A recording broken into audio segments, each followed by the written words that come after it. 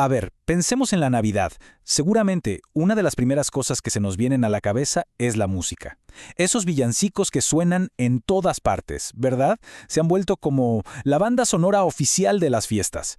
Pero, y aquí viene lo interesante, detrás de esas melodías que conocemos de memoria se esconden unas historias alucinantes.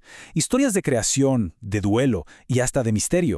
Es una muy buena pregunta, porque estas canciones no son solo musiquita de fondo. Para nada. Son como pequeños artefactos históricos, testimonios de momentos muy, pero muy específicos. Algunas nacieron bajo una presión increíble, otras de una tristeza profundísima. Créanme, son mucho más de lo que nos imaginamos. Bueno, para que vean de qué hablo, hoy vamos a meternos de lleno en 4 historias fascinantes. Vamos a ver el origen agridulce de Rodolfo el Reno, cómo nació Noche de Paz en una carrera contra el tiempo, la increíble transformación de un villancico a lo largo de los siglos y el misterio que rodea a El Tamborilero. ¡Arranquémonos! Ok, primera parada. Rodolfo el Reno de la Nariz Roja. ¿Quién no lo conoce? Es una de las figuras más queridas, sin duda. La canción es pura alegría, pura fiesta. Pero su origen, bueno, es justo lo contrario. Es una historia que tiene un lado bastante oscuro. La cosa empezó en 1939. Una tienda por departamentos le encarga a uno de sus redactores, un tipo llamado Robert May, que se invente un cuento de Navidad. Pasan los años, llega 1946, ya en la posguerra, y el librito es un éxito. Se han regalado, ojo, 6 millones de copias. Pero el boom mundial, la locura total, llega en 1949, cuando Gene Autry agarra la historia y la convierte en canción. Y aquí es donde la historia da un giro. Porque Robert May, que además era judío, no la estaba pasando nada bien. Su esposa acababa de fallecer y él estaba destrozado. En medio de todo ese dolor, se sienta a escribir y canaliza todo lo que sentía en la historia de este reno. Un reno que es diferente, que es marginado, pero que al final, gracias a esa misma diferencia, encuentra su lugar en el mundo. Es un mensaje de esperanza que nació literalmente del peor momento de su vida.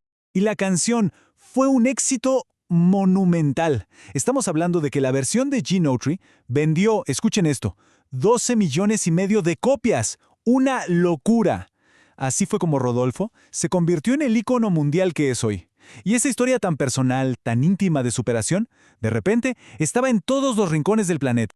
Bueno, dejemos a Rodolfo y vámonos a otro clásico de clásicos, Noche de Paz. Aquí la historia es diferente. No va de tristeza, sino de una explosión de creatividad bajo una presión de tiempo que es casi de película. Un verdadero milagro de Nochebuena. Los responsables de esta joya son 2 amigos que vivían en Austria. Por un lado, Joseph Mohr, el sacerdote del pueblo, que fue quien escribió la letra, el poema. Y por el otro, Franz Xaver Gruber, que era maestro de escuela y organista. Y fíjense, sus talentos se juntaron justo en el momento más inesperado y necesario. Es que la historia es increíble. Imaginen la escena. Es Nochebuena, año 1818. Faltan poquitas horas para la misa de gallo y de repente Mohr encuentra un poema que había escrito hacía 2 años. Sale corriendo a buscar a su amigo Gruber y le pide algo como «Necesito que le pongas música a esto para hoy en la noche». Y lo increíble es que Gruber se sienta y lo logra. Compone la melodía en unas pocas horas y esa misma noche el villancico se estrena en la misa de medianoche. ¡Increíble! Y aquí viene un detalle que me encanta. No se estrenó con un órgano gigante y solemne como uno podría pensar, para nada. La primerísima vez que sonó Noche de Paz fue con un arreglo súper sencillo, un coro y una guitarra. ¿Por qué una guitarra? Porque era el instrumento favorito de Mohr, el sacerdote. Así que fue un estreno súper íntimo, súper humilde, para una canción que se volvería una de las más famosas del mundo. Ok, ahora vamos a viajar mucho más atrás en el tiempo. El siguiente villancico es probablemente el más antiguo que vamos a ver hoy.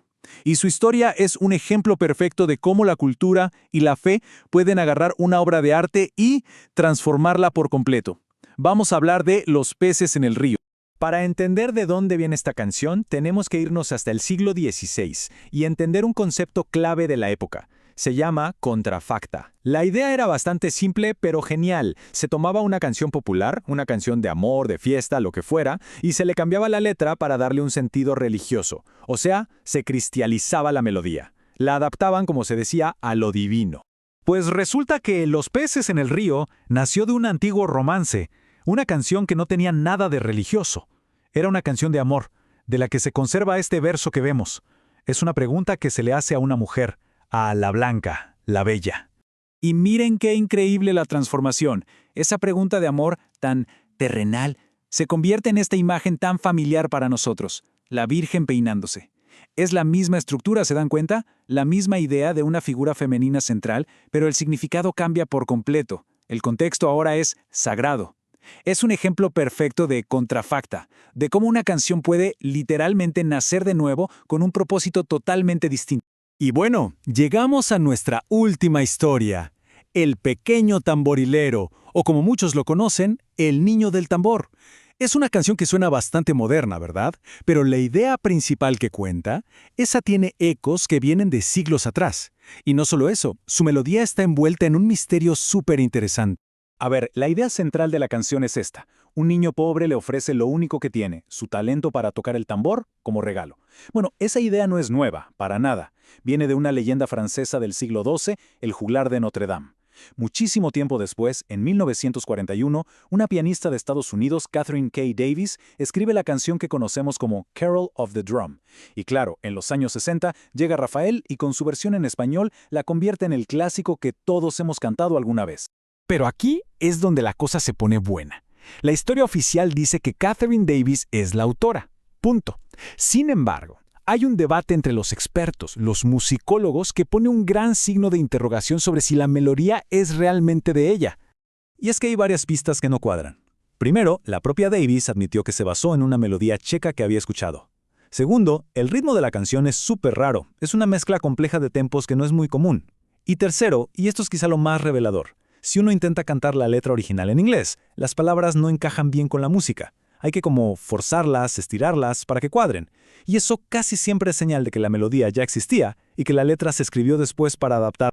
Muy bien, ya vimos estas 4 historias, que son bien diferentes entre sí. Entonces, ¿con qué nos quedamos? ¿Por qué importa realmente saber de dónde vienen estas canciones que hemos escuchado 1000 veces? Porque nos demuestran que estas canciones son mucho más que simple música para las fiestas. Son verdaderas cápsulas del tiempo. Cada una guarda una emoción humana muy profunda. El dolor de un padre que perdió a su esposa, la adrenalina de 2 amigos creando algo en una noche, la fe de toda una cultura que transforma una canción, y hasta el misterio de una melodía que quizás viajó en el tiempo. Hay una frase de Tolstoy que lo resume perfecto. La música es la taquigrafía de la emoción. Y es justo eso. Cada vez que suena uno de estos villancicos, sin darnos cuenta, estamos conectando con esos momentos, con esos pedacitos de humanidad que pasaron hace muchísimo tiempo, pero que siguen vivos en la música.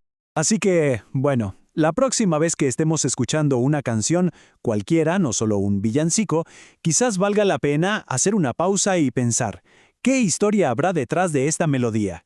¿Qué secreto se estará escondiendo aquí?